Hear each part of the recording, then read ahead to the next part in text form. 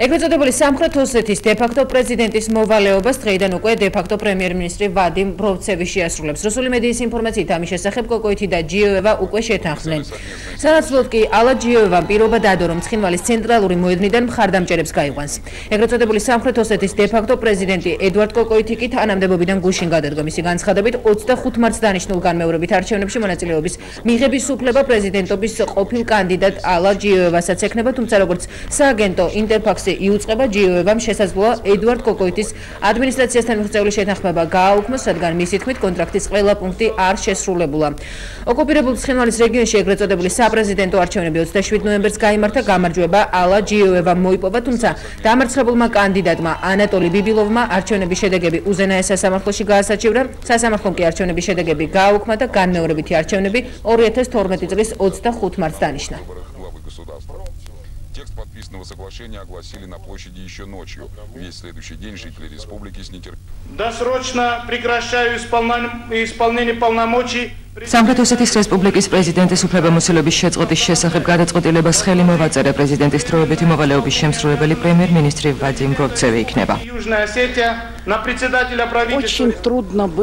ძალიან რთული იყო 17,000 ამომრჩევლის სურვილის წინააღმდეგ წასვლა, მაგრამ ვაცნობიერებ იმ პასუხისმგებლობას, რომელიც ამ ეტაპზე მაგისრია. მაშინ, როდესაც სერიოზული კონფრონტაციის წინაშე ვდგავართ, დაყოვნების დრო არ არის.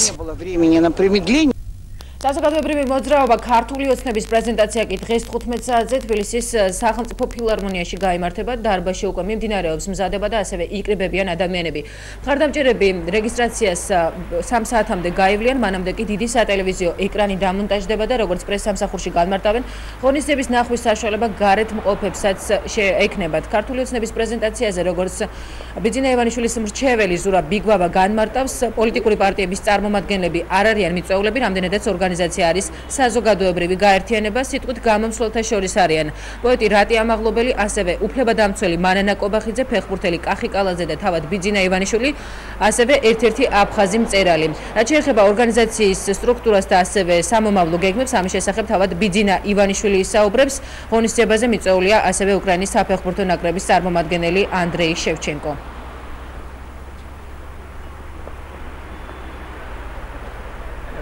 ჩამოვედით ბატონი ბიძინა ივანიშვილის ხარდასაჭერად და გვერდში უდგავართ და მარტო მე კი არა, მთელი საჩხერე და მთელი საქართველო და ღმერთმაცკლას არ მოვაკლოთ იმ კაცის ღირსებას სიამაყე და ჩვენ მისი გვერდში დგომა.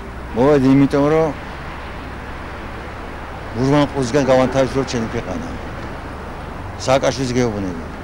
ეს არის მურვანყური, რომელიც არ ესმის ქართული ხალხის გოდება, არ ესმის რომ წავიდეს და გაგვანებოს სადაც ჩვენ ქვეყანა ჩვენ მივხედოთ. ამის გულის მოვედი ახლა ვათენებ 8 საათზე მოვედა, თერი დღე ვათენებ როგორმე ჩემი რა არის, მე მაპრასო უნდა გამოვშიცე და რომ დავანახოთ ხალხს, რომ მრავლობით ვარ ჩვენ, რომელსაც ვარ ჩვენი ქვეყანა. მე მინდა გავერთიანდე მოძრაობაში, რომ ჩატარდეს ნორმალური დემოკრატიული არჩევნები საქართველოში. ერთხელ დასაუნდამოდ რევოლუცია რო არ მოხდეს კიდე ერთხელ. კასპიის რაიონიდან ჩამოვბრძანდი, კასპიის რაიონის სოფელ ხოვლიდან. და მე მინდა ბიძინა ივანიშვილის დაუჭირო მხარი, რომ მოვიდეს პრეზიდენტად, საქართველოს პრეზიდენტად. ხმა მაღადებელი უდაბნოში. ქართული ოცნების პრეზენტაციამდე ბიძინა ივანიშვილის სახელი უცხოური მედიის ყურადღების ცენტრში კიდევ ერთხელ მოექცა. გერმანული გამოცემა Der Spiegel ვრცელ სტატიას აქვეყნებს ბიზნესმენის შესახებ და მის წარსულსა და სამომავლო გეგმებზე წერს. ავტორი აღნიშნავს, რომ 10 წლების განმავლობაში ივანიშვილი თავის კავკასიურ სამშობლოში ისეთივე უცნობი იყო, როგორც 900 კილომეტრით დაშორებულ ნიუ-იორკში. მაგრამ მისი სახელი ყველას პირზე ეკერა, რადგან ოლიგარქი ეკლესიების, სკოლებისა და თეატრების მშენებლობას აფინანსებდა. Spiegel-ის ჟურნალისტი ივანიშვილის 2005 წელს გაზეთ Ведомостისათვის ნათქვამს იხსენებს. მე არ მიყვარს ჟურნალისტებთან შეხვედრა და ეს ეხება ასევე მონაწილეობა საზოგადოებრივ ღონისძიებებში ან წვეულებებში და აქვე მიხეილ სააკაშვილის ერთი ფრაზაც მოხავს.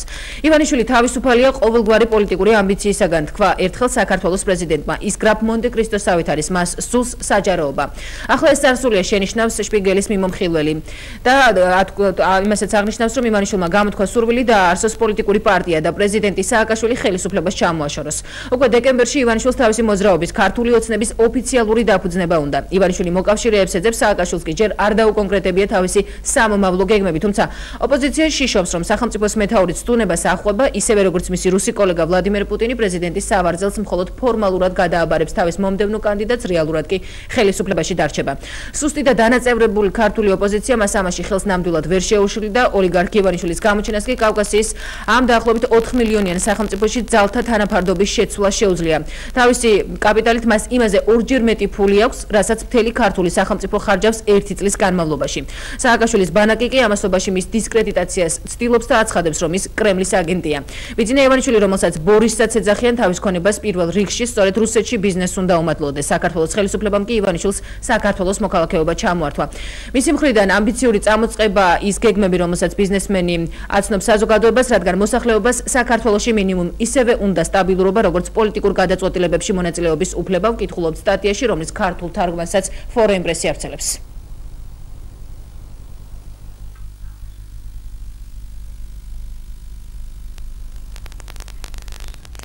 სააკაშვილს არ ვეხმარებოდი. ამის შესახებ კი ივანიშვილის კომენტარს გერმანული გამოცემა საიტუნგი აქვეყნებს. გამოცემის ცნობით ივანიშვილი ამბობს, რომ ის არა სააკაშვილს, არამედ საქართველოს ხელისუფლებას ეხმარებოდა.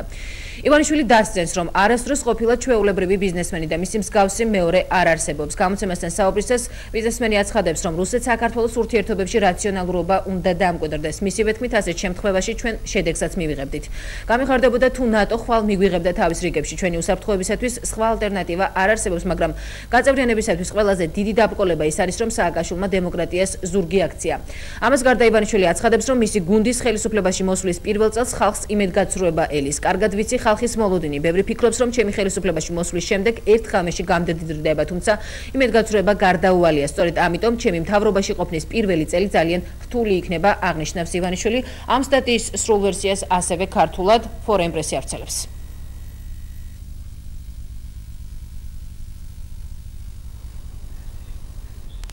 ადამიანის უფლებათა დაცვის დღესთან დაკავშირებით დაგეგმილი თავისუფალი საქართველოს აქცია ჩაიშალა, როგორც პარტიის წევრები ამბობენ, მათ ხელი ძალუვანებმა შეუშალეს. კახაკუკავას პარტიის ახალგაზრდული ორგანიზაციის მიერ ორგანიზებული აქცია გუშინ საღამოს 8 საათზე უნდა ჩატარებულიყო, თუმცა აქციის დაწყებამდე რამდენიმე წუთით ადრე საპატრულო პოლიციამ რეზიდენციამდე ყველა მისასვლელი ჩაკეტა, როგორც პარტიის წევრები აცხადებენ და მათ იქ მისვლის საშუალება აღარ მიეცათ. პრეზიდენტის სასახლესთან ყოფი პოლიციელები გადაადგილების საშუალებას გადამღებ ჯგუფებსაც არ აძლევდნენ, რომელიც იქ გზის ჩაკეტვამდე მივიდა. მისასვლელების პარალიზების მიზეზებზე პოლიციამ კომენტარი არ გააკეთა, განაცხადეს, რომ გზები ღონისძიების გამო იყო ჩაკეტილი. თავისუფალი საქართველოს წევრები რეზიდენციამდე მისასვლელი გზების ჩაკეტვას სწორედ საკუთარ აქციას უკავშირებენ.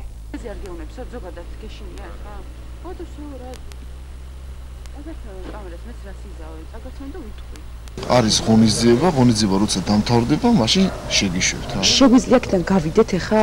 კი ბატონო, თქვენი. იმიტომ რომ გადაკეტილია და უბრალოდ მაგ არსად არა გადაკეტილი. ახალი ღონისძიება და სხვაგან შეგიძლიათ მიბრძანდეთ ჩვეულებრივად. არის ახლა მანქანებით განა და რა გავაკეთოთ? ხალბატონო, მიბრძანდით და თუ გადაკეტილი იქნება, ნახოთ. ჩვენ ამ აქციას რა თქმა უნდა მაინც ჩავატარებთ ამ რეზიდენციასთან ან სხვა ადგილას. უბრალოდ ახლა არ მოგვცეს საშუალება და ჩვენ არ მივცემთ მათ იმის საშუალებას, რომ პროვოკაციაზე წამოსული იყვნენ ან დაეჭირათ რომელიმე ჩვენთან. მიხვედით იგივე რატომ კი, ჩვენ მივედით და გითხეს, რომ არანაირი ახსნა განმარტება უბრალოდ არ შეიძლებოდა მისვლა. მოვედი პრეზიდენტის რეზიდენციასთან 8 საათზე ბავშვთან ერთად.